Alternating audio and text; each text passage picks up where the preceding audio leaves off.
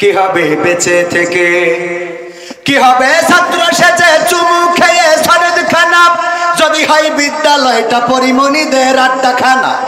কি হবে ছাত্র সেজে চুমু খেয়ে সনদ খানা যদি হয় বিদ্যালয়টা পুবলিদের আড্ডাখানা? এর চেয়ে মরাই ভালো দেশ ছেড়ে যাওয়াই ভালো, এর চেয়ে মরাই ভালো দেশ ছেড়ে যাওয়াই ভালো। কি হবে ধোকা দিয়ে বিবেকটাকে, কি হবে ধোকা দিয়ে বিবেকটাকে? কি হবে বেঁচে থেকে অযথা বিদ্যা শিখে যদি না গড়তে পারি শোষণবিহীন সমাজটাকে? কি হবে বেঁচে থেকে? কি হবে যুবক নামের বোঝা হয়ে এই ধরাতে যেখানে মা বোনেরা ধর্ষিতা হয় দিনে রাতে? ঠিক না বেঠিক? কি হবে যুবক নামের বোঝা হয়ে এই ধরাতে যেখানে মা বোনেরা ধর্ষিতা হয় দিনে রাতে? যৌবনের সার্থকতা ঘুচিবে সকল ব্যথা, যৌবনের সার্থকতা ঘুচিবে সকল ব্যথা। পারো যদি বলি দিতে মানুষরূপী পশুটাকে, পারো যদি বলি দিতে মানুষরূপী পশুটাকে? কি হবে বেঁচে থেকে অযথা বিদ্যা শিখে যদি না গড়তে পারি শোষণবিহীন সমাজটাকে? কি হবে বেঁচে থেকে? কি হবে লেখালেখি কলমবাজির ওই মহড়া সমাজের আসল চিত্র যদি না যাই তুলে ধরা? কি হবে লেখালেখি কলমবাজির ওই মহড়া সমাজের আসল চিত্র যদি না যাই তুলে ধরা? যদি ওই ঘুষের বলে কলমটা উল্টো চলে, যদি ওই হ্যালো কলে ক্যামেরা উল্টো বলে, তবে কি যাবে রোখা দুর্নীতিকে, তবে কি যাবে রোখা দুর্নীতিকে? কি হবে বেঁচে থেকে অযথা বিদ্যা শিখে যদি না গড়তে পারি শোষণবিহীন সমাজটাকে? কি হবে বেঁচে থেকে? কি হবে, কি হবে, কি হবে নামাজ রোজা ইমানদারির ভয় করে কোরআনের কর্মীগুলো থাকে যদি কারাগারে? কি হবে নামাজ রোজা ইমানদারির ভয় করে কোরআনের খাদেম যারা তারা যদি থাকে কারাগারে? মসজিদের কোণে বসে জিকির যত করো কষে, মসজিদের কোণে বসে তাসবিহ যত টানো ঠেসে, এভাবে যায় না পাওয়া আল্লাহকে। ঠিক না বেঠিক? এভাবে যায় না পাওয়া আল্লাহকে। কি হবে বেঁচে থেকে অযথা বিদ্যা শিখে যদি না গড়তে পারি শোষণবিহীন সমাজটাকে? কি হবে বেঁচে থেকে? কি হবে আলেম হয়ে ইমাম সেজে মসজিদেতে পারো যদি সত্য কথা উচ্চ স্বরে না বলিতে?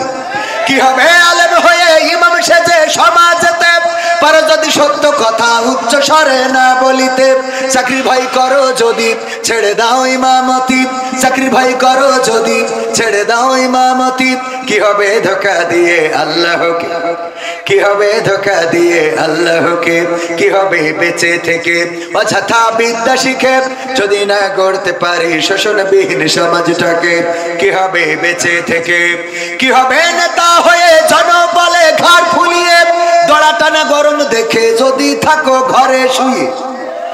পালাবো না, পালাবো না, কিন্তু নেত্রী চলে গেলে আমাদেরও দেখা পাওয়া যাবে না। ঠিক না বেঠে? কি হবে নেতা হয়ে জনবলে ঘাড় ফুলিয়ে রাজপথ গরম দেখে যদি থাকো ঘরে শুয়ে?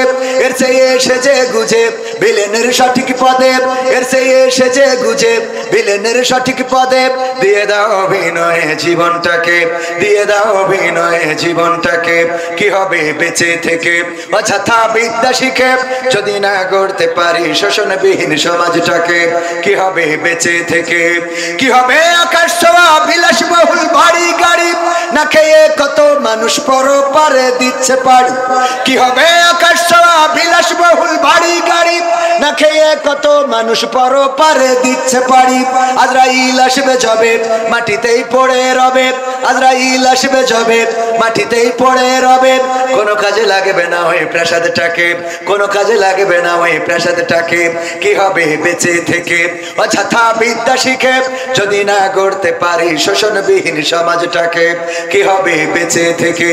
কি হবে, কি হবে পুরুষ হয়ে জন্ম নিয়ে বাংলাদেশে যদি যাই ক্ষমতাটা ঘুরে ফিরে নারীর হাতে? কি হবে পুরুষ হয়ে জন্ম নিয়ে এই দেশেতে যদি যাই ক্ষমতাটা ঘুরে ফিরে নারীর হাতে, কি বা জবাব দেবে, কিভাবে মুখ দেখাবে, কি বা জবাব দেবে, কিভাবে মুখ দেখাবে আমাদের আগামী সেই প্রজন্মকে, তোমাদের আগামী সেই প্রজন্মকে? কি হবে বেঁচে থেকে অযথা বিদ্যা শিখে যদি না গড়তে পারি শোষণবিহীন সমাজটাকে? কি হবে বেঁচে থেকে? ঠিক না বেঠে? কথাগুলো আমার লেখা নয়, মরহুম আইনুদ্দিন আল্লাহ জাদ রাহিমাহুল্লাহ আমার উস্তাদ, কলরবের প্রতিষ্ঠাতা, তার লেখা। তিনি চলে গিয়েছেন পৃথিবী ছেড়ে আজ 14 বছর হয়ে গেল। 2010 সালে কোন এক মাহফিল থেকে ফেরার পথে অ্যাক্সিডেন্ট অথবা পরিকল্পিতভাবে যেভাবেই হোক পৃথিবী থেকে বিদায় নিয়েছিলেন। তার মানে 2010-এ বিদায় নিয়েছেন, গানটা তারও আগে লেখা। ঠিক না ঠিক? আগে মানে কি, এটা 2000 সালের দিকে লেখা। 2000 সাল কিংবা 1999 সাল, সেই সময়ের গান এখনো গাইলে মনে হয় গতকালকে লিখেছে। ঠিক না ঠিক? কারণ এখনো সমাজের পরিবর্তন হয় নাই, এখনো শোষণ মুক্ত সমাজ আসে নাই। আমার শোষণ মুক্ত সমাজ গড়ার জন্য প্রথমে আন্দোলন করেছিলেন বঙ্গবন্ধু শেখ মুজিবুর রহমান, তারপরে আন্দোলন করেছেন জিয়াউর রহমান, তারপরে আন্দোলন করেছেন এরশাদ, তারপরে আন্দোলন করেছেন খালেদা জিয়া, তারপরে আন্দোলন করেছেন শেখ হাসিনা, এরপরে আবার খালেদা জিয়া, তারপরে আবার শেখ হাসিনা, তারপরে আবার এর মধ্যে ফখরুদ্দিন মঈনুদ্দিন এসেছিল, এখন নতুন করে ডক্টর ইউনূস এসেছে। এখনো বাংলাদেশ শোষণ মুক্ত হয় নাই। আজকেও পত্রিকার নিউজ, আমার এক আল্লাহর ওলি, আমাদের আল্লাহর ওলি, দেখেন দলের নাম না বলে তো উপায় নেই, সাংবাদিকরা বলেছে আমার দোষ না। যুবলীগের এক আল্লাহর ওলি ব্রাহ্মণবাড়িয়ায় একজন নারীকে হত্যার পরে তার লাশটা একটা পরিত্যক্ত ঘরের মধ্যে নিয়ে গর্তের মধ্যে ঢুকায়ে পুড়াইয়ে দিচ্ছিল। ধরা পড়েছে না পড়ে নাই? নারীদেরকে পুড়াইয়ে দিচ্ছে, লাশ মাথাটা পুকুরের মধ্যে ফেলানো। অ্যারেস্ট হয়েছে বিশেষ দলের লোক। ওই দলের লোক বলেই বলছি না, এমন অপরাধ বিএনপি জামাত জাসদ বাসদেও করতে পারে না, পারে না। তবে তুলনামূলক ভাবে আল্লাহর ওলিদের একটু বেশি লোক আছে না নাই? অপরাধ করার মাত্রা বেশি না কম? এই অপরাধ এখনো মুক্ত হয় নাই। যদি জামাতেও থাকে আমরা প্রতিবাদ করব। কথা আগে বুঝে নেবেন, তারপরে লাভ দেবেন।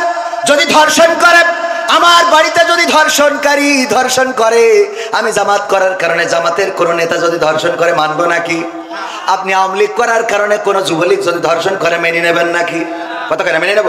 সুতরাং এই বাংলাদেশে যদি কোথাও অন্যায় হয়, অনাচার হয়, পাপাচার হয়, কদাচার হয়, খুন হয়, গুম হয়, হত্যা হয়, তার বিরুদ্ধে প্রতিবাদের দরকার আছে না নাই? আল্লাহর নবী যখন এসেছিলেন, বিশ্ব নবী, সেই সময় মক্কায় কাফেরদের, যারা মক্কায় বসবাস করতেন, তাদের খাওয়ার অভাব ছিল। কতখানি খাওয়ার অভাব ছিল? খাওয়ার অভাব ছিল না। তখন কাফেরদের পড়ার অভাব ছিল না, তখন কাফেরদের অন্য কোনো অভাব ছিল না। কিন্তু ওই সমাজে যেটার অভাব ছিল সেটা নীতি নৈতিকতার, সেটা আদর্শের, সেটা ব্যবহারের, সেটা চরিত্রের। এই অভাবগুলো ছিল। আল্লাহ রাসূল সাল্লাল্লাহু আলাইহি সাল্লাম যখন দেখলেন সব চলে, কিন্তু এই সমাজে এই সব কিছুর মধ্য দিয়ে যেটা চলে, ওই কাবাটা তাওয়াফ করতেন উলঙ্গ হয়ে। ঠিক না বেঠিক? তারা কাবাও তাওয়াফ করতো না? করতো না? কথা কয় না। হজ করতো না? করতো না? এ ভাই, আপনারা জানেন না হজ করতো কিনা? আপনারা মনে এই আজকে প্রথম হজ শুনতেছেন। আল্লাহ রাসূল হজের সময় যখন তাবুক গেড়ে দিয়ে কোরআন পড়ছেন, আবু জাহেল, আবু লাহাব, উতবা, সাইবা, তারা তাবুতে যায় আর বলে যে দেখো ওই তাবুটার কাছে যাবা না, ওই তাবুতে কিন্তু বিশেষ দলের লোক রয়েছে, ওদের আমরা বাংলাদেশে রাখতে চাই না, পাকিস্তানে পাঠাইতে চাই, ওই তাবুর কাছে তোমরা যাবা না, ওর কথা শুনবা না, ও কিন্তু পাগল বলেছে না বলে নাই? আল্লাহ রাসূল যখন দাওয়াত প্রকাশ্যে দিতে পারে না, তখনও তার মানে বোঝা গেল তখন হজ চলতো। কথা কয় না?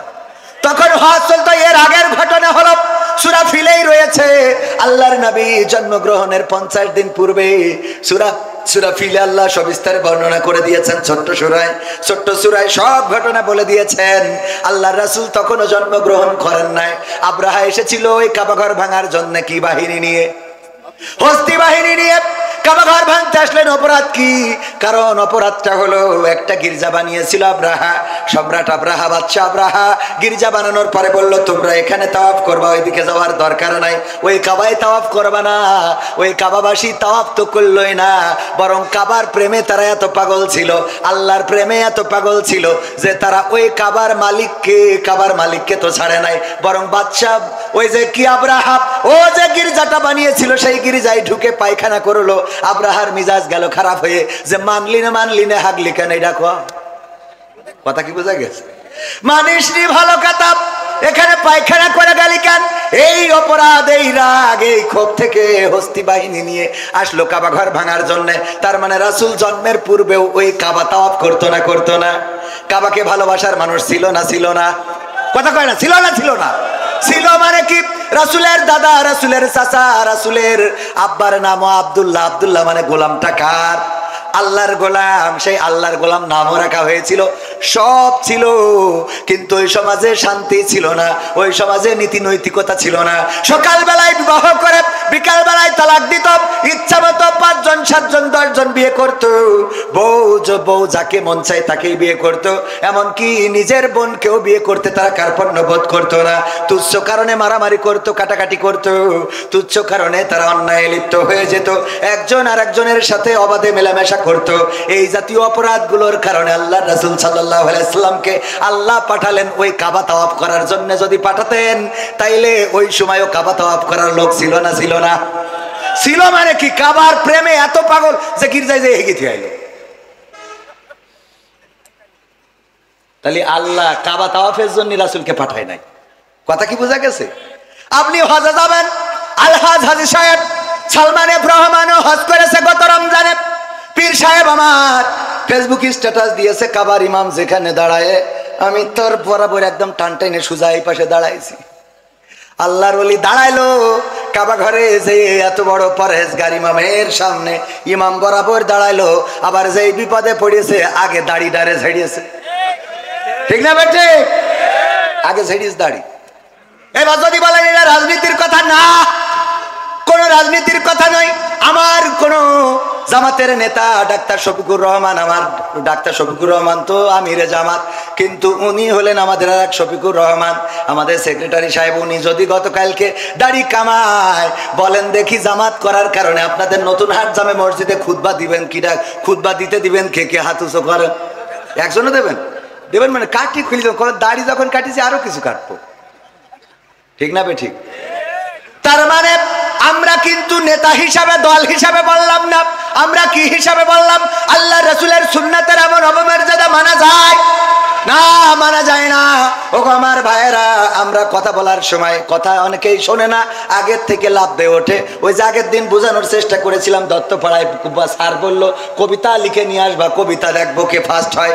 কবিতা লিখে এনেছে ছাত্র, বলছে ঠিক আছে তুমি পড়ে শোনাও। বলছে চোখের জল উঠিয়াছে কপালে। বলছে তুই একেবারে জিরো, তো স্কুলতে বের করে দেওয়ার দরকার। কেন? এই চোখের জল কোনোদিন কপালে ওঠে? তোর লেখাপড়া হইলো এটা? এ কোন ধরনের কবিতা লিখেছিস? স্যার চোখের জল কি কপালে যায় না? বলছে না। কিভাবে যায়? চোখের জল কিভাবে যায়? তোর কবিতা হয়নি বাদ। বলছে বললাম তো এক লাইন, এর এই শুনেই ফাল পড়া শুরু করেছেন। পরের লাইনটা শোনেন কি বলতেছে, পা দুটো বাঁধা ছিল কদমের ডালে। পা যদি উল্টো করে বাঁধা থাকে তাহলে চোখের জল তো কপালেই আসে। ঠিক না বেঠে? স্যার বলছে ঠিক আছে 100-তে 100। বলছে পরের লাইন না শুনে অমনি তো আমার জিরো মেরে দিয়েছিলেন। কথা কি বোঝা গেছে? এই জন্য কথা শুনতে হবে ভালো করে, খেয়াল করে শুনবেন, তাহলে বুঝতে পারবেন। যদি খেয়াল করে না শোনেন তাইলে অমনি লাফালাফি শুরু করে দেবেন। আমার আল্লাহ বললেন, ইয়া আইয়ুহাল্লাযীনা আমানু লিমা তাকুলুনা মা লা তাফআলুন। কথাটা কার? অর্থটা কি? আল্লাহ বললেন, ও ঈমানদারেরা শোনো, আল্লাহর ওলিরা, পরহেজগারেরা শোনো, তোমাদের বলি শোনো, এমন কথা তোমরা কেন বলো যা তোমরা কাজে পরিণত করো না। আল্লাহ এর পরের আয়াতে বলছে, কাবুরা মাকতান ইনদাল্লাহি আন তাকুলু মা লা তাফআলুন। আল্লাহর কাছে এটা অত্যন্ত অপছন্দের, অত্যন্ত ঘৃণার যে তোমরা মুখে যা বলো কাজে তা পরিণত করো। কথা কয় না? এই যে আয়াত, এই আয়াতের ব্যাখ্যা করতে যে আমি খুঁজে পেলাম, এমপিরা সব কোথায় গেল, মন্ত্রীরা সব কোথায় গেল, কোথায় কাদের কাকা, তাদের সারা দেশটা এখন লাগে ফাঁকা ফাঁকা। পালাবো না, প্রয়োজন হলে ফখরুলের বাসায় গিয়ে উঠবো। ঠাকুরগাঁওয়ে বাসা আছে না, জায়গা দেবে। দেখেন এইবার আপনারা বোঝেন কেন বললাম এই কথা। পালাবে না যাই না তবু দেখা, তাদের ছাড়া দেশটা এখন লাগে ফাঁকা ফাঁকা। ওগো আমার ভাইয়েরা, আল্লাহ বলছে আইয়ুহাল্লাযীনা আমানু লিমা তাকুলুনা মা লা তাফআলুন। ওগো ঈমানদাররা, আল্লাহর ওলিরা, পীর সাহেবরা, শোনো, এমন কোন কথা বলো না যা তোমরা কাজে পরিণত করো না। কাবুরা মাকতান ইনদাল্লাহি আন তাকুলু মা লা তাফআলুন। আল্লাহর কাছে এটা অত্যন্ত অপছন্দের, অতিশয় অপছন্দের, ঘৃণার, ক্রোধের যে তোমরা যা বলো তা কাজে পরিণত করো না। দেখেন আমাদের নেতা বলল পালাবো না, এই কথা অপছন্দের কার? পালাইছে না পালাই নাই? তাইলে কোরআনের সাথে, কোরআনের কথার সাথে মিল আছে না নাই? এটা আল্লাহর অত্যন্ত অপছন্দের। এখন যদি বলেন হুজুর এই কথা বলা যাবে না, তাইলে কোরআন বলেছে আমি বলবো না কেন? তুমি বললে পালাবা না, ঠাকুরগাঁওয়ে যাবো, আমি সেখানে যেয়ে খোঁজ নিয়েছি, যাইনি, আমি নিজে গেছি, সত্যি স্ট্যাটাস দিয়ে আছে ফেসবুকে, দেখে নেবে। এখানে গেলেন না, আবার বললেন পালাবেন না। এবার দেখেন পরহেজগার 80 রাকাত 90 রাকাত তাহাজ্জুদ না পড়ে আমার স্বামী উসমান হাফিজাহুল্লাহ, উনি তো ঘুমাতে যান না, এই আল্লাহর ওলি, সে বলল খেলা হবে, খেলা হবে, আসো খেলবো। যেই ছাত্ররা খেলার জন্য দাঁড়াইলো সেই তো আল্লাহর ওলি নেই। তাহলে আল্লাহ বলছে কাবুরা মাকতানি ইনদাল্লাহি আন তাকুলু মা লা তাফআলুন। ওগো স্বামী উসমান এমন কথা কেন বলো? এই কথা তো আল্লাহর কাছে অত্যন্ত অপছন্দের, অত্যন্ত ঘৃণার, যে তোমরা মুখে যা বলো কাজে তা করো না। অথচ দেখেন অপর দিকে যারা বলেছে এই মাটি আমাদের সম্পদ, এটা তিতুমিরের মাটি, এটা শাহজালালের পুণ্যভূমি, এই জমিনে রক্ত ঝরেছে, আমার শহীদদের রক্ত লেগে আছে, 71-এ রক্ত দিয়েছি, এই জমিনে আল্লাহর ওলিরা ঘুমারো, এই জমিনকে অতন্দ্র প্রহরীর মতো পাহারা দেব। 1 ইঞ্চি মাটি, আমার বাংলার মাটি, কোনো দাদার হাতে ছেড়ে দেব না। বলেন দেখি ফাঁসির কাস্টে ঝুলাইছে, তাও কি পালাইছে কেউ? কথা কয় না পালাইছে কেউ? বরং মৃত্যুটাকে বরণ করেছে, হামলা হয়েছে, মামলা হয়েছে, এই দেশ ছাড়ে নাই, মাটি ছাড়ে নাই, এলাকা ছাড়ে নাই, বছরের পর বছর জেল জুলুম নির্যাতন সহ্য করেছে। কোরআনের পাখি দেলোয়ার হুসাইন সাইদি, দলমত নির্বিশেষে সবার প্রিয় মানুষ, এই প্রিয় মানুষটা কোরআনের পক্ষে কথা বলেছেন। আওয়ামী লীগেরাও তার ওয়াজ শোনেন, বিএনপি, জামাত, জাসদ, বাসদ, হেফাজত, সবাই তার ওয়াজ শোনে না, শোনে না? পালিয়েছেন কখনো? পালান তো নাই, বরং আল্লাহর নবীকে যেমন প্রস্তাব দেওয়া হয়েছিল, বিশ্ব নবীকে বলল, কাফেরেরা বলল দেখো সে কি চায়, এই মক্কায় তো সব আছে, আমরা তার সব দেব, কি কি দেবে? আবু তালিবকে ডেকে বলল মুহাম্মদকে থামাও। কি থামাবো, কিভাবে থামাবো? বলল প্রস্তাব নিয়ে যাও 3টা। কয়টা? 3টা। 1 নম্বর, যদি সে ক্ষমতা চায় মক্কার প্রেসিডেন্ট সবচেয়ে ধনী বানাবো, যদি সে নারী চায় তাইলে সবচেয়ে সুন্দরী নারীর সাথে বিয়ে করাবো, আর যদি বলে না 3টাই লাগবে একসাথে দিয়ে দেব, এর বিনিময়ে কালেমার দাওয়াত দেওয়া ছেড়ে দিতে হবে। আল্লাহর নবী সাল্লাল্লাহু আলাইহি সাল্লাম বললেন যে এই জন্যই আমি বসে আছি। কথা কয় না? কয় ঠিক? আল্লাহর নবী এই জন্যই বসেছিলেন। নাউজুবিল্লাহ, বলেন নাউজুবিল্লাহ। এই যে ওয়াজ আমার শ্রোতাকে আমি মাঝে মাঝে পরীক্ষা নিই, যে যারা শ্রোতা এরা দেখি কিরাম ওয়াজ শুনে, আবেদ মানে কি, মানে ওয়াজের পরীক্ষায় একটু করবো, আপনাদের করবো রাজি? দেখা যাক, জীবনে তো কবে পরীক্ষা দিয়েছেন? 5, 4-এ পড়ি, আমিও অনেক আগে দিয়েছি ছোটবেলায়, তো একটা পরীক্ষা হয়ে যাক, রাজি? আল্লাহ রাব্বুল আলামিন হঠাৎ করে মুনকার নাকিরকে খুঁজে পাচ্ছে না। আরে বাবা কি বিপদ, কত মানুষ মারা গেছে, কবরে যে সওয়াল করতে হবে, আর সেই সওয়ালের জবাব দেবে মানুষের মান রব্বুকা ওমান দিনুকা ওমান নাবিয়ুকা, তোমার রবকে, তোমার দিন কি, তোমার নবীকে। কিন্তু মুনকার নাকির তো হারাই গেছে, খুঁজে পাচ্ছে না। আল্লাহ রাব্বুল আলামিন ফেরেশতা একদল তদন্ত কমিটি বানাইলো, বলল 3 সদস্য বিশিষ্ট তদন্ত কমিটি, তোমরা তাড়াতাড়ি চলে যাও, খোঁজো খোঁজো খোঁজো, খুঁজে দেখো এক্ষুনি এত লাশ ডিবে পড়ে গেছে, ও কখন কি হবে আনে। ওরে বাবা এই পৃথিবীতে খুঁজে পায় না। হঠাৎ করে দেখে বাগদাদে আব্দুল কাদের জিলানির কবরে মুনকার নাকিরের হাত পিছনে নিয়ে পিঠ মোড়া দিয়ে বাইন্ধে রেখেছে। আল্লাহর কাছে যেয়ে বলল, আল্লাহ মুনকার নাকিরের খুঁজে পাবো কি করে আল্লাহ? ওই যে বাগদাদে দেখলাম তোমার এক বান্দার কবরে পিঠ মোড়া দিয়ে বাইন্ধে থুয়ে দিয়েছে। আল্লাহ বলছে যা ওই বান্দার কাছে জিজ্ঞাসা করো তার দাবিটা কি, কি জন্য বান্দেছে, কি করলি ছাড়বে, তাড়াতাড়ি করে ছেড়ে দিতে বলো। এসে জিজ্ঞেস করছে আল্লাহর বান্দা তুমি কে? আমি আব্দুল কাদের জিলানী। কেন বেঁধে রেখেছ? এই দুইজন আমাদের দুইজন মুনকার নাকির ফেরেশতা, সারা দুনিয়ায় কত লাশ দেড়ি পড়ে গেছে, কখন প্রশ্ন করবে? আল্লাহ বলল ছেড়ে দিতে, কয় না ছাড়া হবে না, ছাড়া হবে না। অপরাধ কি তাদের? অপরাধ হলো আমার কবরে ঢুকেছে কিন্তু সালাম দিয়ে প্রবেশ করে নাই, এই জন্যে বেঁধে রেখেছি। এখন কি করতে হবে? এখন কি করতে হবে? আল্লাহর কাছে যেয়ে বলো এই অপরাধে বেঁধে রেখেছি। আল্লাহর কাছে যেয়ে ফেরেশতারা বলেছে আল্লাহ আব্দুল কাদের জিলানী সালাম দেয় নাই অপরাধে, তাদের হাত পিছনে দিয়ে হাত করা, ওই যে হাত মুড়া দিয়ে একেবারে কায়দা করে বেঁধে রেখেছে, ছাড়বে না। বলছে যাও যে প্রস্তাব দাও যে আর কি করলি ছাড়বে, সে কি চাই, তার দাবি দাবা কি, দাবি মেনে নেওয়া হবে।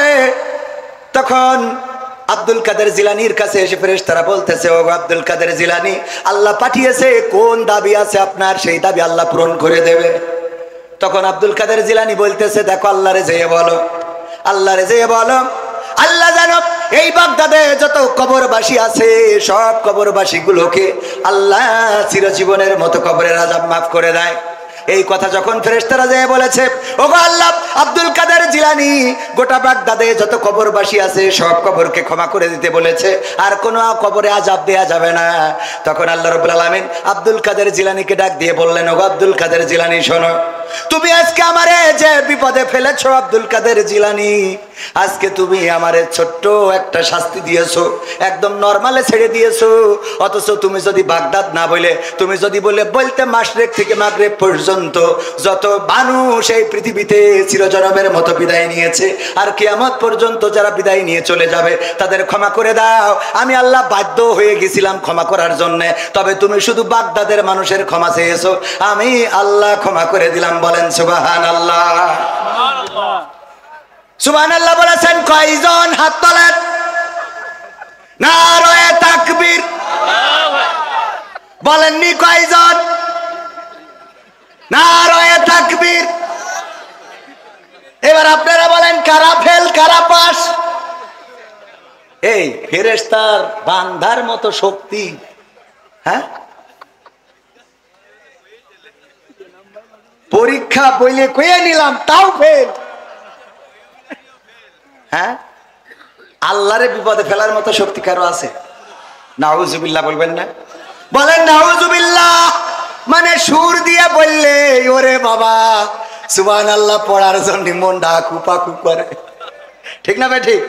ও আল্লাহ হুজুর কত সুন্দর করে রে, এই ওয়াজ শুনে সুবহানাল্লাহ পড়লেন। ভাইয়ের আমার, আকলটারে কাজে লাগাতে হবে, বিবেকটারে কাজে লাগাতে হবে। আল্লাহর নবীর স্ত্রী বিবি খাদিজা রাদিয়াল্লাহু তাআলা আনহা ইন্তেকালের সময় বললেন ওগো নবী গো আপনার কাছে তিনটা আবদার রাখবেন কিনা? বলেন। আল্লাহর নবী ডানে তাকায় বামে তাকায় আকাশের দিকে তাকায়। যখন আল্লাহর নবী সিগন্যাল পাইলেন যে ঠিক আছে, খাদিজা যে অনুরোধ করে অনুরোধটা রাখার জন্য জবানটা দাও। আল্লাহর নবী বললেন ওগো খাদিজা বলো দেখি তোমার কি চাওয়া? বিবি খাদিজা রাদিয়াল্লাহু তাআলা আনহা বললেন ওগো নবী গো আমার চাওয়া হলো আমার মৃত্যুর পরে আপনি আমার কাফনের কাপড় আপনার জামা দিয়ে আপনার কাপড় দিয়ে জড়িয়ে দিবেন। 2 নম্বর দাবি হলো গো নবী আপনার আলগা গা দিয়ে আমার ওই কবরে একটু গড়াগড়ি দিবেন।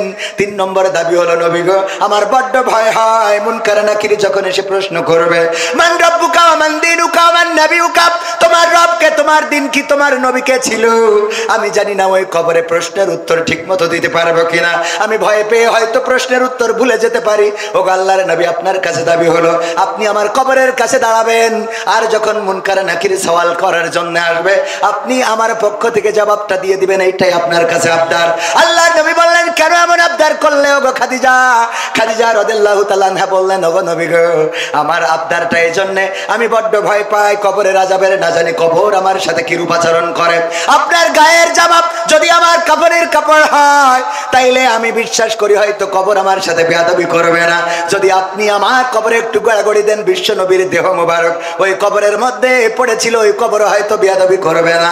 আর আপনি যদি মুনকার নাকিরের প্রশ্নের জবাবটা দিয়ে দেন ওগো নবী তাইলে আমার আর কোনো ভয় থাকলো থাকলো না। আপনি বলেছেন কবরটা হলো প্রথম গেট, এই গেটে যে পার পেয়ে যায় সে বাকি গেটগুলোই পার পেয়ে যাবে, কিন্তু এই গেটে যদি কেউ আটকা পড়ে যায় তার বিপদের শেষ নাই। ওগো নবী, আমি ওই গেটটাকে ভয় পাই, ওই গেটটাকে ভয় পাই। ওসমান রাদিয়াল্লাহু তাআলা আনহু যখন জান্নাতুল বাকিতে যেতেন, কবরের কাছে দাঁড়াতেন আর চোখের পানি ছেড়ে দিতেন। আল্লাহর নবীর সাহাবীরা প্রশ্ন করলেন, ওগো ওসমান, কোন জায়গায় তোমার এত চোখের পানি ছাড়তে দেখি না, অথচ যখন জান্নাতুল বাকিতে কবরের কাছে আসো তখন তোমার চোখ থেকে পানিগুলো ঝরতে থাকে, দাড়ি ভিজে ভিজে টপ টপ করে পড়তে থাকে, কারণটা কি? ওসমান রাদিয়াল্লাহু তাআলা আনহু বললেন, তোমরা কি বিশ্ব নবীর মুখে শোনো না, এই কবর হলো প্রথম গেট, এই গেট থেকে যে পার পাবে সে সব জায়গায় পার পাবে, আর এই গেটে যদি কেউ আটকা পড়ে যায় তাইলে তার পার পাওয়ার স্বপ্নটা চূর্ণ বিচূর্ণ হয়ে যাবে। এই জন্য কবরের কাছে যখন আসি তখন নিজের চিন্তা হয়, আরে এই কবরে আমি পার পাবো নাকি পাবো না। ও আমার ভাইরা, আল্লাহর নবীর সাহাবী, আল্লাহর নবীর সাহাবী ওসমান গনি, আল্লাহর নবীর জামাতা, দুই মেয়েকে জিন্নুরাইন, দুই মেয়েকে পেয়েছেন। দুই মেয়ের আল্লাহ রাব্বুল আলামিনের দুই মেয়েকে বিবাহ করার সুযোগ পেয়েছিলেন ওসমান রাদিয়াল্লাহু তাআলা। সেই সাহাবীও কান্নাকাটি করে। খাদিজা রাদিয়াল্লাহু তাআলা আনহা এমন একজন ব্যক্তি, একদিন আল্লাহর নবী এবং জিবরাইল আলাইহিস সালাম বসে আছেন। হঠাৎ করে জিবরিল বললেন, ওগো নবী, আমার যাওয়ার সময় হয়ে গেছে, কেন চলে যাবেন? আমি দেখতে পাচ্ছি বিবি খাদিজা আপনার জন্য খাবার নিয়ে আসছে, ওগো নবী আমি এখন চলে যাব। তবে যাওয়ার আগে বলে দিতে চাই, ওগো নবী, বিবি খাদিজা আসার পরে দুইটা সুসংবাদ দেবেন। একটা হলো বলবেন, আমি জিবরাইল আলাইহিস সালাম, আমি বিবি খাদিজাকে সালাম জানিয়েছি এবং আল্লাহ রাব্বুল আলামিন স্বয়ং বিবি খাদিজাকে সালাম বলেছেন। বলেন সুবহানাল্লাহ। আল্লাহর নবীর কাছে যখন বিবি খাদিজা আসলেন, আল্লাহর নবী বললেন, ওগো খাদিজা, তোমার জন্য আজকে দুইটা সুসংবাদ। একটা হলো ফেরেশতা জিবরাইল তোমাকে সালাম বলেছে, আর একটা হলো স্বয়ং আল্লাহ রাব্বুল আলামিন তোমাকে সালাম দিয়েছেন। আল্লাহর নবীর স্ত্রী খাদিজা রাদিয়াল্লাহু তাআলা আনহা বললেন, ওগো নবী, ফেরেশতা জিবরাইলের সালামের জবাব তো আমি দিতে পারি, এই সালামের জবাবটা আমি দিলাম, কিন্তু আল্লাহর নবী, আল্লাহ রাব্বুল আলামিনের সালামের জবাবটা কেমন করে দিতে হয় এটা জানি না, এই সালামের জবাবটা আপনি আমার পক্ষ থেকে দিয়ে দেন। এমন একজন রমণী, সে মৃত্যুর সময় চিন্তা করছে, আহারে যদি মারা যায় কবর আমার সাথে কেমন আচরণ করবে। এই ভয়ে আল্লাহ রাসূলকে বললেন, আল্লাহ রাসূল, আপনি দাঁড়িয়ে আমার ফেরেশতার জবাবটা দিয়ে দেবেন। আল্লাহ রাসূল ইন্তেকালের পরে দাফন কাফন শেষ করার পরে দাঁড়িয়ে রইলেন। সবাই চলে গেল, আল্লাহ রাসূল দাঁড়ানো, কারো সাহস নেই ডাকার। হাসান হুসাইন, আল্লাহর নবীর ফাতেমা, কন্যা ফাতেমা কান্নাকাটি করে। সম্ভবত তখন হাসান হুসাইন হয় নাই, আমার জানা নাই।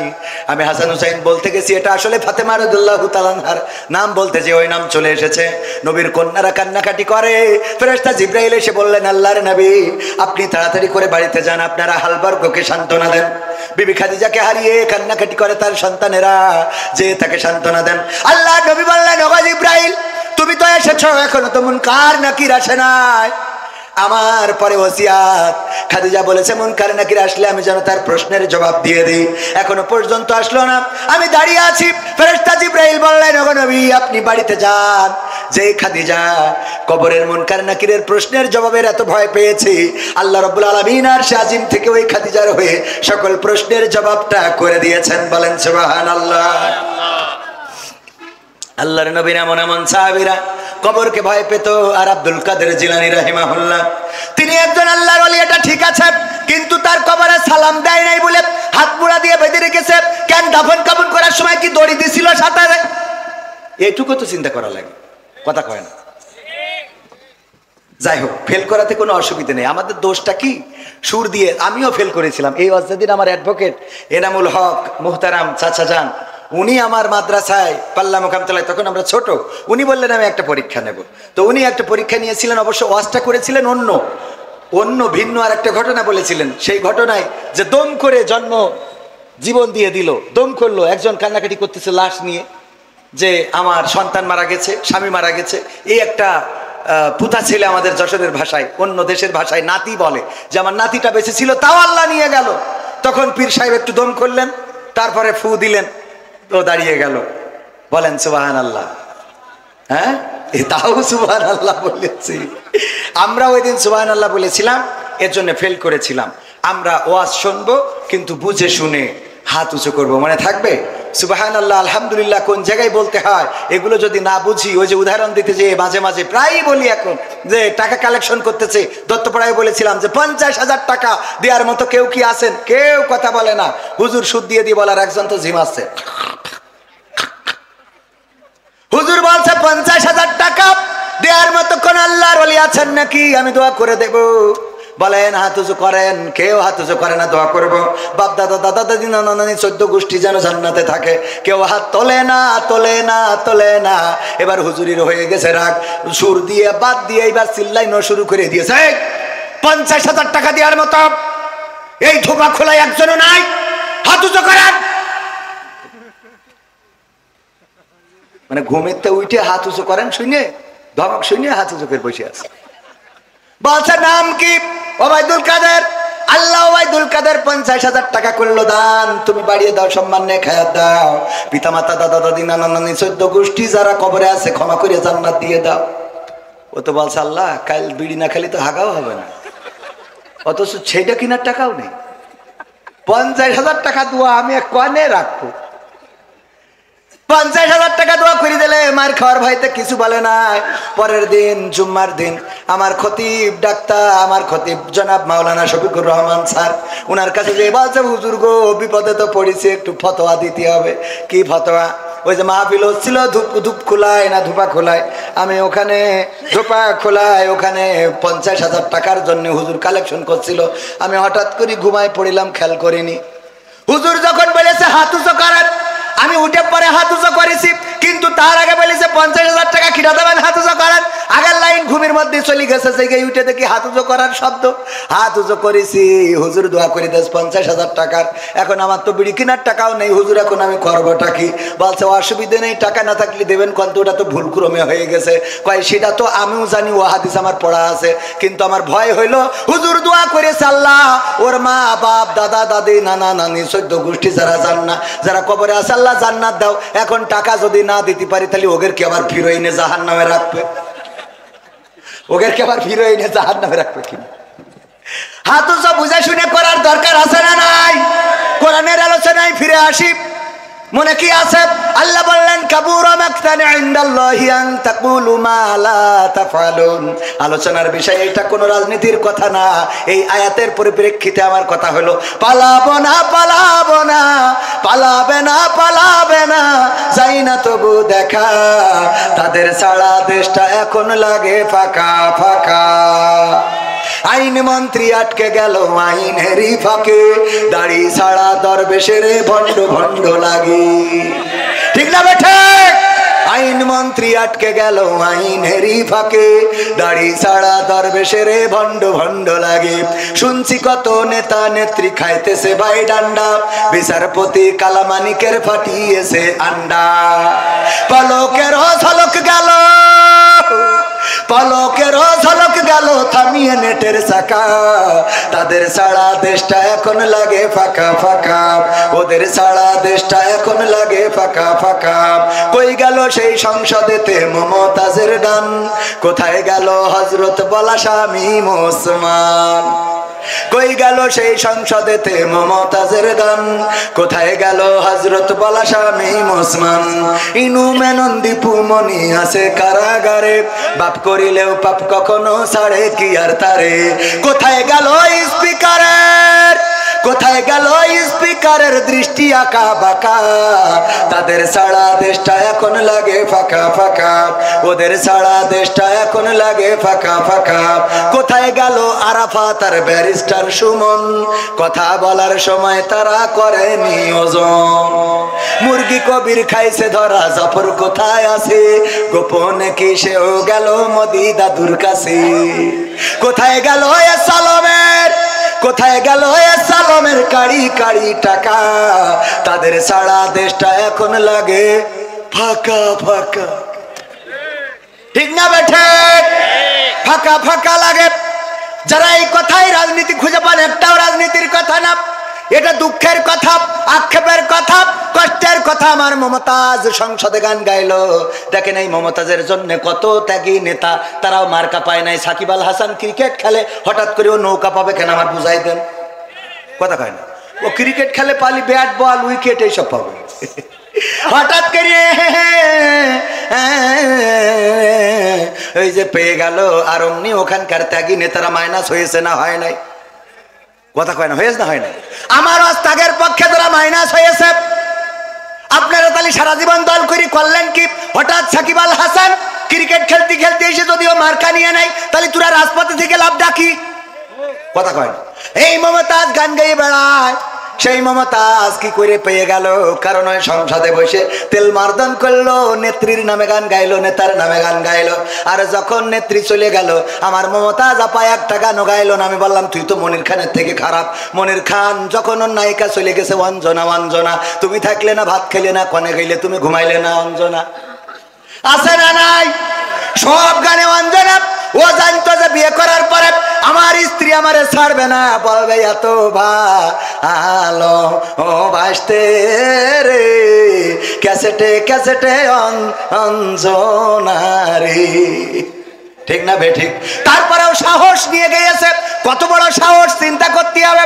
আর এখনকার সময় এখনো অঞ্জনার নাম ধরে গায়। আগের সময় তো তাও সাহস করতো, ভালো কথা। কিন্তু এখনকার সময় মোট সাহস করা যাবে না, কারণ আমার মা বোনেরা এখন ডাইরেক্ট, আগে তো তাও একটু কুপাকুপি পিটোপিটি হইতো, শুনতাম স্বামীর মারে, আর এখন ডাইরেক্ট মেশিন কেটে নিয়ে হাওয়া হয়ে যাচ্ছে। ঠিক না বে ঠিক? আপনি এটা শুনেন না, উস্তাদ মানুষ, ওরা শুনুন। এই ঠিক বলছি না বে ঠিক বলছি? ডাইরেক্ট নিয়ে চলে। আমি বললাম নিয়ে যাবি কেন? তো ছুঁয়ে যা, জোড়া তালিতে যদি কাজে লাগানো যায়। শয়তান, বিপদে ফেলেছি আবার নিয়েও গেছিস কেন?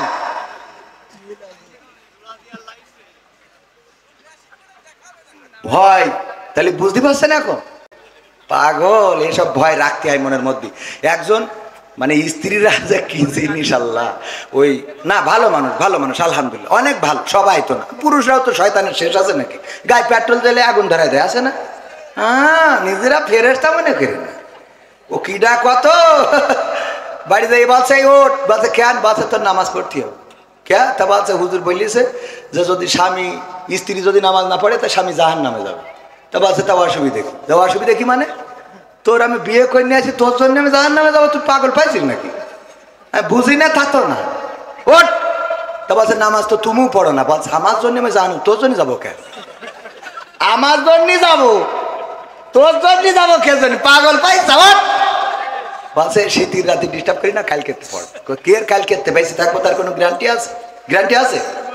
রঙ্গরসের দিন ছিল আমার একদিন, 12 ঘন্টা বেলায় আমার সন্ধ্যা হইল, পাখি উড়ে যাওয়ার বুঝি সময় হলো, পাখি উড়ে যাওয়ার বুঝি সময় হলো।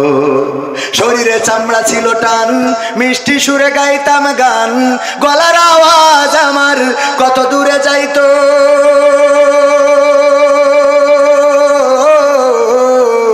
শরীরে চামড়া ছিল টান, মিষ্টি সুরে গাইতাম গান, গলার আওয়াজ আমার কত দূরে যাইতো।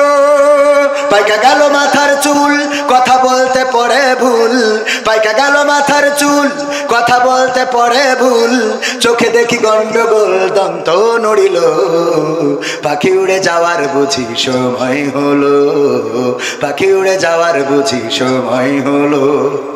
ঘন ঘন আসে দম, চোখেতে দেখি কম, ভাবে বুঝি সময় আমার ফুরিয়ে এলো। ঘন ঘন আসে দম, কানেতে শুনি কম, পিছে পিছে জাম আমার ঘুরতে লাগিল। খাটো হয়ে আসছে পাও, হীন হলো সর্বদাও, খাটো হয়ে আসছে পাও, হীন হলো সর্বদাও, ভাবে বুঝি সময় আমার ফুরিয়ে এলো, পাখি উড়ে যাওয়ার বুঝি সময় হলো, পাখি উড়ে যাওয়ার বুঝি সময় হলো। ঠিক না বে ঠিক? পুরা তো এত সুন্দর পরিপাটি, খাসায় আমার ছিল খাটি, দিনে দিনে খাসায় আমার জং ধরিল। এত সুন্দর পরিপাটি, খাসায় আমার ছিল খাটি, দিনে দিনে খাসায় আমার জং ধরিল। পুরাতন খাসাতে পাখি করে শুধু ডাকাডাকি, পুরাতন খাসাতে পাখি করে শুধু ডাকাডাকি, একদিন আমায় দিয়া ফাঁকি উড়িয়া যাইব, পাখি উড়ে যাওয়ার বুঝি সময় হলো, পাখি উড়ে যাওয়ার বুঝি সময় হলো। রঙ্গরসের দিন ছিল আমার একদিন, রঙ্গরসের দিন ছিল আমার একদিন, 12 ঘন্টা বেলায় আমার শান্ত হইল, পাখি উড়ে যাওয়ার বুঝি সময় হলো, পাখি উড়ে যাওয়ার বুঝি সময় হলো। ঠিক না বেঠে? ওগো আমার ভাইরা, বললো কাল বেঁচে থাকবো তার গ্যারান্টি কি? ওঠো, নামাজ পড়তে হবে। স্ত্রীর ওই শীতের রাত কষ্ট করে উঠাইছে, উজু করানোর পরে এবার স্ত্রী এসে বলছে, নাও বলো এখন রাত 1টার সময় কোন ওক্ত কয় রাকাত নামাজ, কি সূরা পড়বো, দোয়া কি?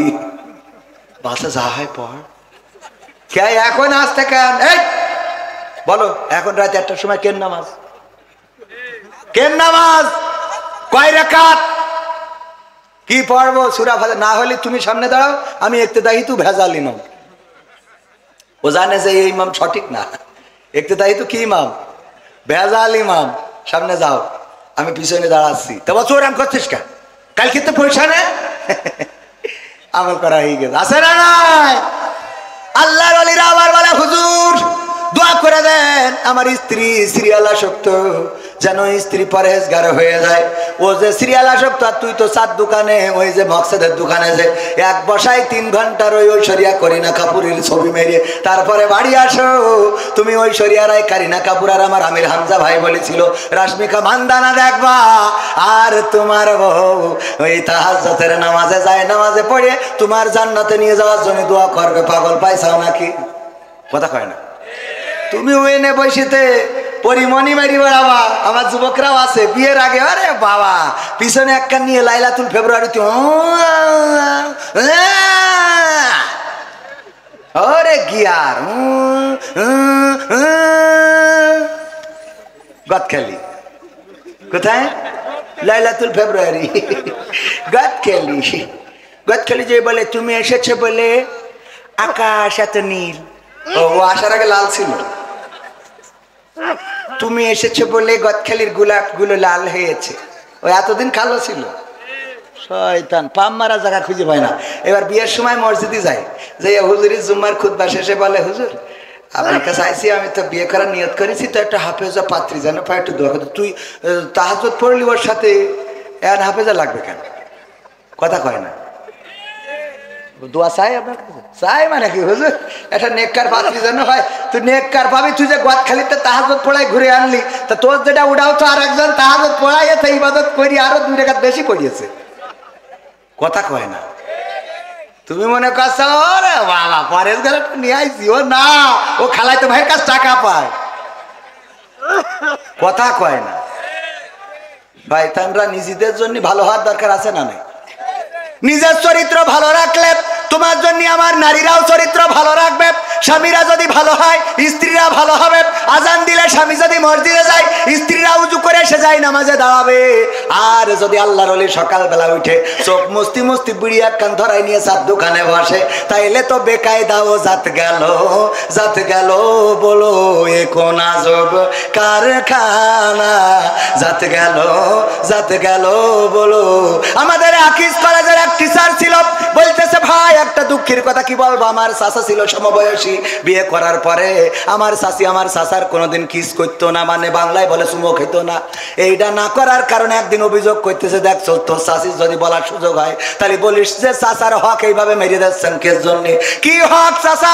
বলছে দেখ সমবয়সী বলাই যায়, আমারই ঠোঁটের কাছে ঠোঁট নীতি দেয় না রে।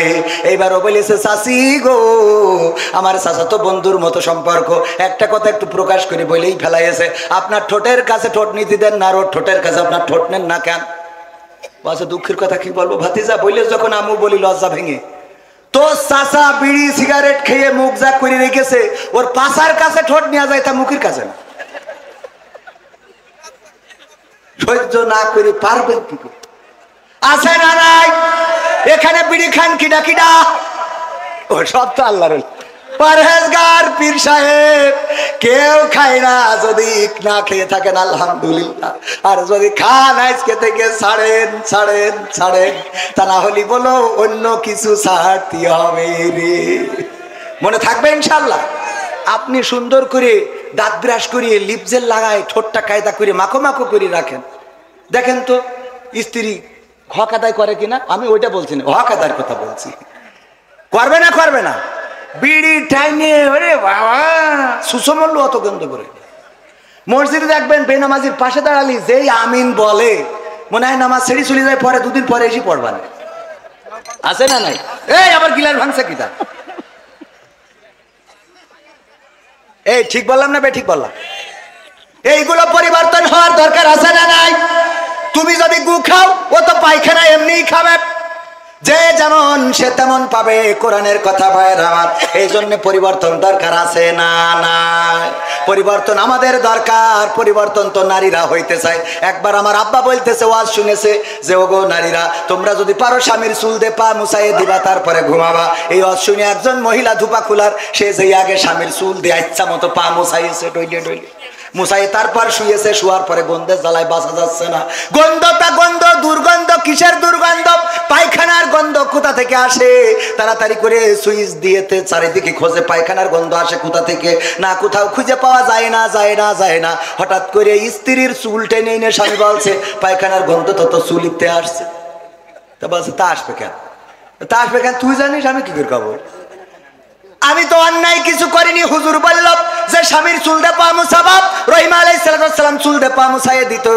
আল্লাহর নবী বলেছেন যদি কেউ স্বামীর এমন করে খেদমত করে, যদি স্বামীর মাথায় হাত বুলায়, মুখমণ্ডলে হাত বুলায়, তাইলে মাথায় যত চুল আছে স্বামীর সমপরিমাণ চুলের সওয়াব ওর আমল নামায় লেখা হবে। আমার ডাক্তার মুরাদের বউ বলছে তাহলে আমার তো তেশ মারা সারা, কারণ আমার ডাক্তার একটা মাল নেই। ঠিক না বা ঠিক? আচ্ছা ওটা যাক যাদের আছে তাদের তো হবে। ওগো আমার ভাইয়েরা, ওই স্ত্রী বলতেছে দেখো আমি যখন হুজুরের এই কথাটা শুনলাম তখন এসে তোমার চুল দে পা মুছাই তারপরে আমি শুইছি, এই হলো আমার অপরাধ। বলছে ওই যাই তো খেলা হয় না। ওই যে মোড়ের ওখানে ও তাস খেলছিল টাকা দিয়ে, তাহলে কি হয়ে গেল? কি হয়ে গেল? জুয়া। টাকা দিয়ে খেললে কি? কাঠ খেলছিল টাকা দিয়ে, রুইতন হাটতন টিকা রাজা বাদশা মার। ওরে বাবা হঠাৎ করে আর্মির গাড়ি এসে দাঁড়াইছে, আর অমনি বুঝতে পেরেছে খেলা ফাইনাল, এখনই গান গাওয়া লাগবে, তার থেকে আগেই দৌড় দিই। ও জুতো পাই দেয় নাই, গান গাওয়ার ভয়তে জুতো না পাই দিয়ে দৌড়তেছে। বাঁশবাগানের নিচে দিয়ে গিয়েছে, কিটা ছেড়িয়ে রেখেছে, চটকাই দিয়ে চুপ করে শুয়ে রয়েছে। আর ওই দিন মুছাইছে খাই। পরের দিন আমার মা বোনেরা, ধুবা খোলার মা বোনেরা ডেকে বলছে হুজুর ওয়াজ করা তো শিখেছেন, টাকাও তো ভালো নেন, কিন্তু কোন লাইনে ওয়াজ করতে হয় এখনো বোঝেন না। আপনারা আমাদের বললেন যে স্বামীর চুল দিয়ে পা মুছাই দেবেন, আমরা তো অবুলা নারী, আমরা স্বামীর খেদমত করার জন্য চুল দিয়ে পা মুছাতে আপত্তি নেই, কিন্তু ওদের একটু বলে দেবেন যে ওই বাহাত্তারা যেন টিউবওয়েলের পাটা ধুয়ে তারপর শোয়, পাটা অন্তত ধুয়ে যেন শোয়।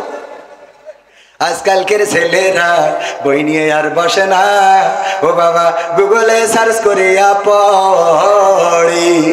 ওরে কালের মেয়েরা কোরআন হাদিস ধরে না, এখনকার মা বোনেরা কোরআন হাদিস পড়ে না। ও আল্লাহ টিকটকে ভিডিও ওরা করে পড়ি। নতুন করে হয়েছে চালু এখন আবার কোন ট্রেন্ড, পরিচয় করাই দেখি এই আমার গার্লফ্রেন্ড। আছে না নাই?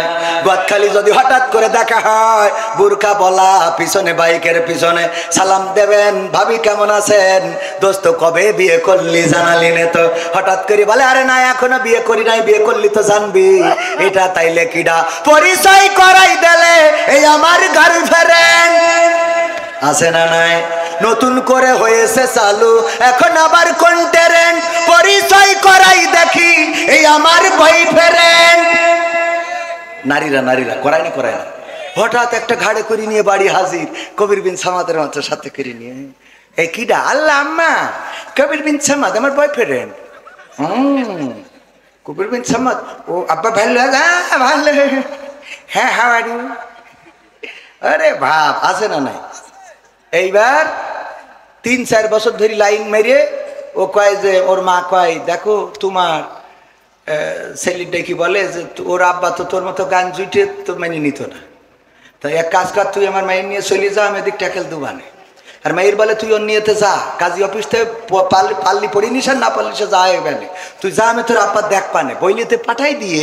এইবার সেই আব্বা বাড়ি ফিরে আসে ঢাকার যশোর শহরের থেকে, ওরে অভিনয়, ও আল্লাহ তুমি কি জন্ম দিছাও, আমার মুখে চুন কালি লাগায়ে এ চলে গেল রে, ও আল্লাহ আল্লাহ। শয়তান, তোর অভিনয়ের কাছে শেখ হাসিনাও ফেল, ঠিক না বে ঠিক?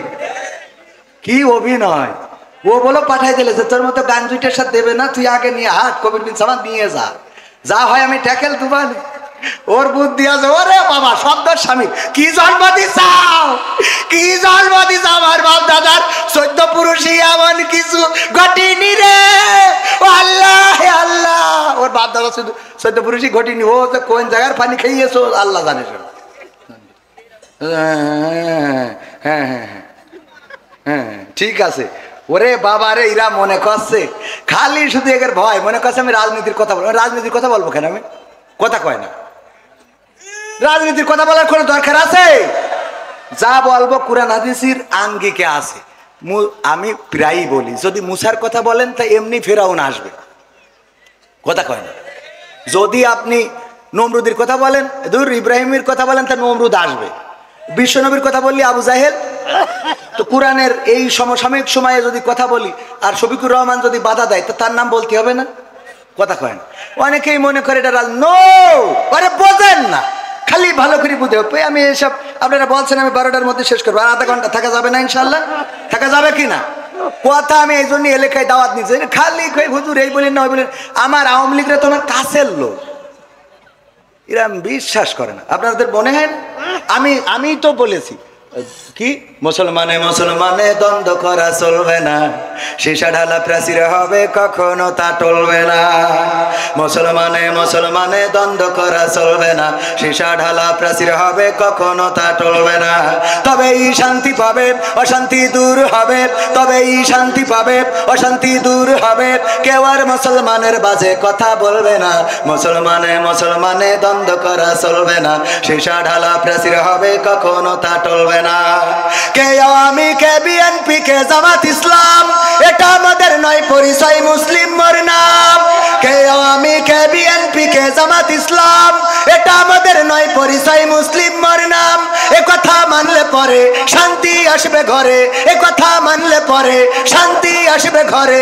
কেউ আর মুসলমানের বাজে কথা বলবে না, মুসলমানে মুসলমানে দ্বন্দ্ব করা চলবে না, সীসা ঢালা প্রাচীর হবে কখনো তা টলবে না। মাঝাবের লড়াই যদি চলে, শান্তি আসবে না রে ভাই কোনই কৌশলে। সাদপন্থী জুবাইর পন্থী লড়াই যদি চলে, শান্তি আসবে না রে ভাই কোনই কৌশলে।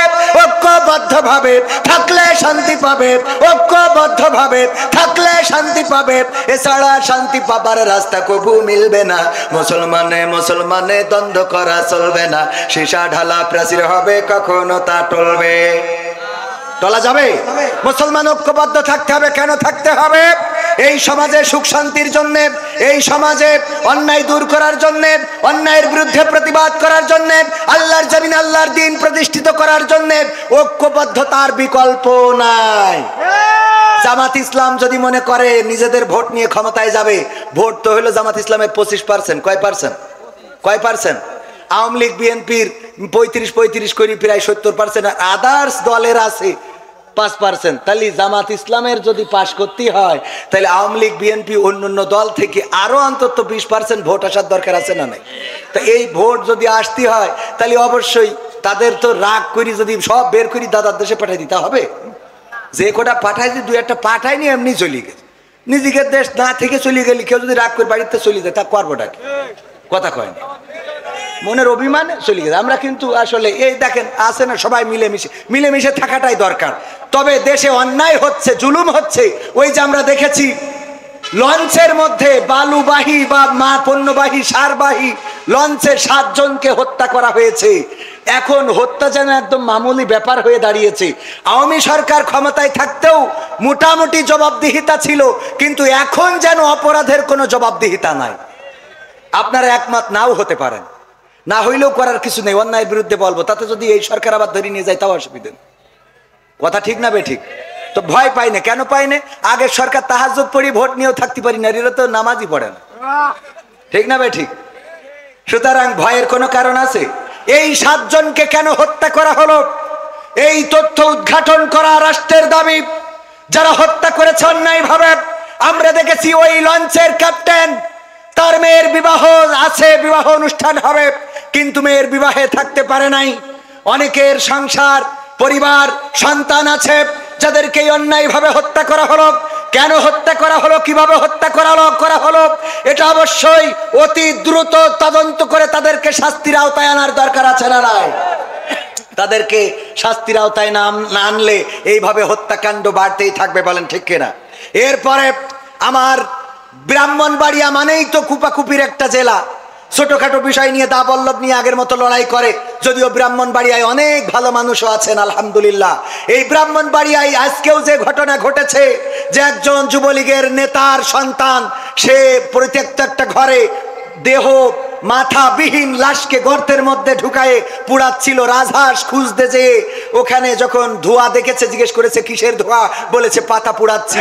কয় কিসের পাতা একটু দেখতে চায়, দেখতে দেয় নাই, মারার হুমকি দিয়েছে। পরে গ্রামবাসী একসাথে হয়ে সেখানে যাওয়ার চেষ্টা করেছে, বাধা দিয়েছে, পুলিশকে খবর দিয়েছে, যে দেখে একটি মাথাবিহীন লাশ পুড়ানো হচ্ছে গর্তের মধ্যে ঢুকিয়ে।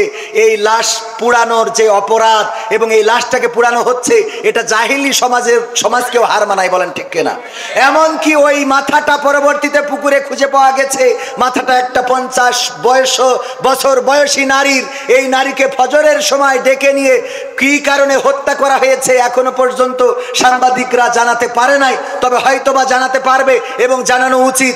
এই হত্যাটা যদি অন্যায়ভাবে হয়ে থাকে, যদি না অবশ্যই অন্যায়ভাবে হয়েছে, সেই হত্যার বিরুদ্ধে সোচ্চার হওয়া শুধু নয়, বরং অপরাধীদের দৃষ্টান্তমূলক শাস্তির দরকার আছে না নাই?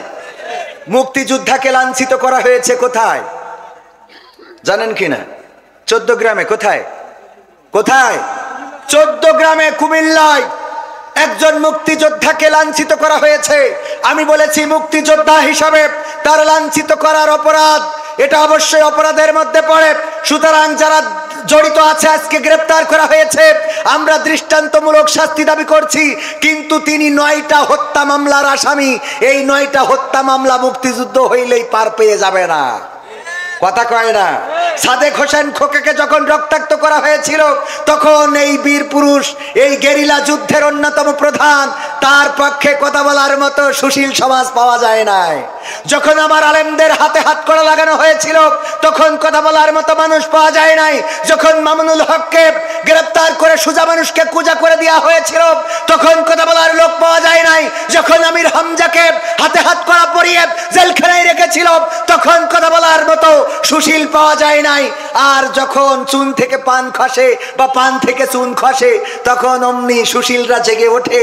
আমার সুশীলরা যখন ছাত্রদের হত্যা করে ট্রাকের মধ্যে ভরে পেট্রোল ঢেলে আগুন জ্বালিয়ে পুড়িয়েছিল, হাত পা দেখে চেনার উপায় নাই যে লাশটা কার। এই লাশগুলো নিয়ে কথা বলার মতো সুশীল পাওয়া, কথা কয় না? আপনি সুশীল আমি মানলাম, কিন্তু যখন ওই যে সুশীল কেমন, এক দারোগা থানা কামাই করেছে আগের সময়, তখন থানা কামাই করলি দারোগা বা তাদের যে উপরের কর্মকর্তা থাকে, ও বেদে পিটাইতো। তো এই জন্যই জানে যে পিটাবে, পিছনে বস্তা বাইন্ধে নিয়ে তারপরে গেছে যে পিটান যা দেবে বস্তার পরে। তো এখন যেই বলছে স্যার আমি তো একটু বউ নিয়ে পিকনিক করতে গেছিলাম, তো এই জন্য দেরি হয়ে গেছে। কয় তোর 100 বেত্রাঘাত। বললি বেত মারা শুরু করেছে, ও তো জানে অসুবিধে নেই। ও বাস্তা বেঁধে নিয়ে গেছে 2-3টে, হয়েছে সালার বাস্তা। ওই নিয়ে এখন এই বাস্তা তো বেঁধেস কায়দা করি, এখন যেই একটু সাইড সুইডি পড়ে, যেই উপরে পড়ে কয় স্যার একটু নিচে করি মারেন স্যার। এবার যেই নিচে পড়ে কয় স্যার একটু করে উঁচু করি মারেন স্যার, স্যার একটু ডানির দিকে চাপাই মারেন স্যার, স্যার একটু বাদ দিকে, মানে ওর বাস্তার পরে পড়তে হবে। কথা কি বোঝা গেছে? কথা বোঝেননি তো? আমাদের কাজ হইলো বাস্তার পরে পড়া লাগবে। ডানি বলেন বাই বলেন বাই বলেন, আমার কথা হইলো বাস্তার পরে পড়লে হবে না। সুশীল হলি কায়দা মতো সব জায়গায় সুশীলগিরি দেখাইতে হবে। সুশীলগিরি সব জায়গায় দেখাই না বলে এই সমাজের অপরাধ কমছে না, বলেন ঠিক কিনা? আমরা তারা যারা জুলুমের বিরুদ্ধে প্রতিবাদ করি, নাটোরে মন্দিরে হামলা হয়েছে, বলা হচ্ছে যে ডাকাতরা ছিনতাই করতে যে হামলা করেছে একজন, সেখানে থাকা প্রতিবন্ধী মানুষ বা মানসিক চাহিদা সম্পন্ন মানুষ, তাকে হত্যা করা হয়েছে। আমি ব্যক্তিগতভাবে তার বিচার চেয়েছি এবং এটার বিচার করতেই হবে। বলেন ঠিক কিনা? কারণ আমার দেশে মন্দিরে হামলা হবে এটা আমরা মানব না। আমাদের ইসলাম এটা শেখায় নাই, আমাদের রাসূল এটা শেখায় নাই, আমাদের ধর্ম এটা বলে না। বরং আমাদের ধর্ম বলেছে যার ধর্ম সে তার কর্ম করবে, এতে কোনো আপত্তি। আমরা দাওয়াত দিতে পারি কিন্তু তাদের উপরে জুলুম করতে পারি না। আমরা তাদের কাছে দাওয়াত নিয়ে যেতে পারি কিন্তু বাধ্য করতে পারি, এটার নাম ইসলাম। আর এই ইসলামের কথা যারা বলে তাদের নিয়ে এত চুলকানি, এত ষড়যন্ত্র, এত ডানে বামে কথাবার্তা কেন? মালাই ভাষায় একটা গজল বলেন। মালাই ভাষায় গজল বলা লাগবে এখানে। মালয়েশিয়ায় যারা ছিল তারা হয়তো দু একজন বসবে, যারা ছিল না তারা বসবে না। তো আমার এর আগের রিকোয়েস্ট যেটা সেটা রাখতে চাই। আপনারা শুনতে রাজি আছেন? আর একটু সময় থাকা যাবে? আমার বাংলাদেশের এই সঙ্গীতটা গোটা প্রবাসীদের জীবন নিয়ে।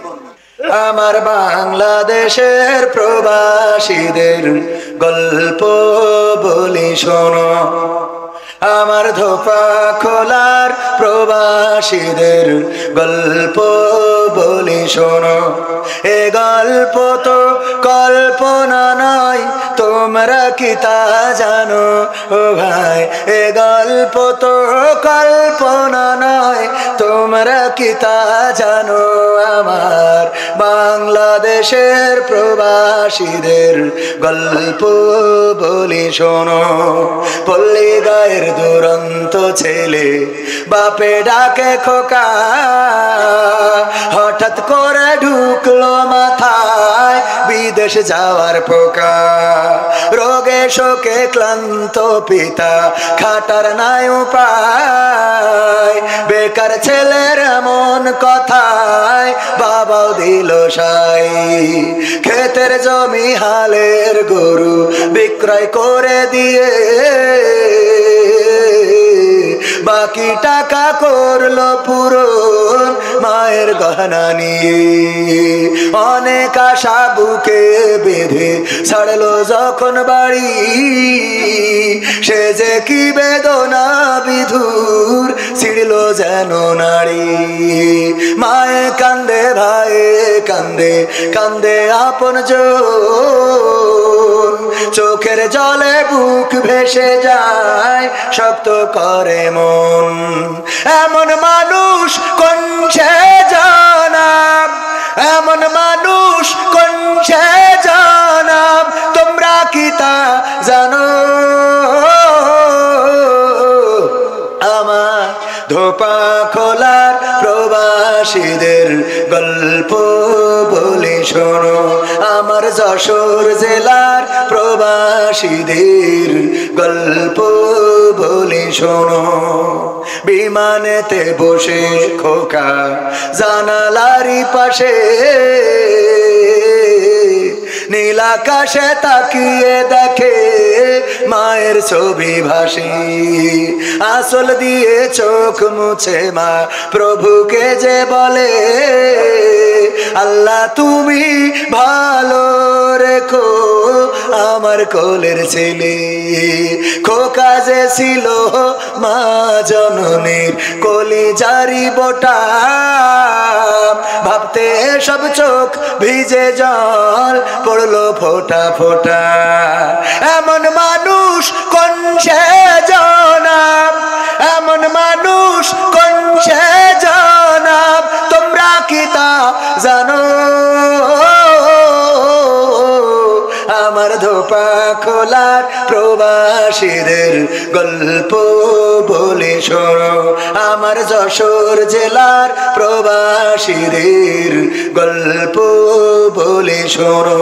নদ নদী আর সাগর নগর দিয়ে খোকা পাড়ে পৌঁছালো যে অতি সাধের বিদেশের বাড়ি। অনেক কষ্টে মিলল খোকার এমন একটা কাজ, হাড় ভাঙা খাটুনি তাতে সকাল দুপুর সাজ। রোগে শোকে কাজ করে যায়, করে না অবহেলা। আকাশ সমান স্বপ্ন দেখে কাটিয়ে দেয় বেলা। মা জননীর সাথে যখন খোকা কথা কয়, বলে বাবা কেমন আছো জানতে ইচ্ছা হয়। মা গো আমি ভালো আছি, মা গো আমি ভালো আছি, দুঃখ নেই তো কোনো।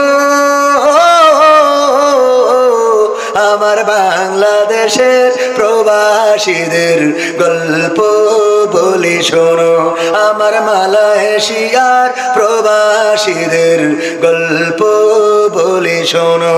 হঠাৎ করে বাবা বলে টাকার যে দরকার, তোর মায়েরই বড় অসুখ দেখাবো ডাক্তার। চিন্তায় আমার বাড়ছে আবার তোর বোনেরই নিয়ে, দিনে দিনে হচ্ছে বড় দিতে হবে বিয়ে।